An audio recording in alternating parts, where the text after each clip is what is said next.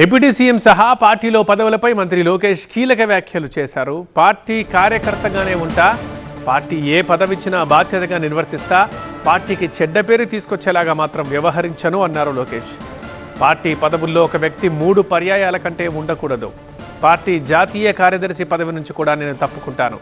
వేరే వాళ్ళకు కూడా అవకాశం ఇవ్వాలనేదే నా ఆలోచన అన్నారు లోకేష్. తెలుగుదేశం పార్టీ కార్యకర్తగా చూస్తున్నాను అంతే, నాకు అవసరం లేదు అనా. ఒక్క నిమిషం, చంద్రబాబు నాయుడు గారు నాకు ఏ బాధ్యత ఇచ్చినా ఆహర్నిశలు నేను కష్టపడతా, పని చేస్తా, పార్టీని బలోపేతం చేస్తా. అంతేగాని పార్టీకి చెడ్డ పేరు మటుకు నేను తీసుకురాను. మీరు చూశారు, పాదయాత్రకి వెళ్ళా, నా వల్ల పార్టీకి ఏనాడు ఒక ఇబ్బంది కలగదు. నేను ఒక క్రమశిక్షణతో పార్టీ నాకు ఇచ్చిన ప్రతి బాధ్యత నేను నెరవేరుస్తాను, కట్టుబడి ఉన్నా. కొత్త కమిటీల్లో నేను కూడా ఒక చర్చ చేస్తున్నా, రేపు పాలిట్ బ్యూరోలో డిస్కస్ చేస్తున్నా.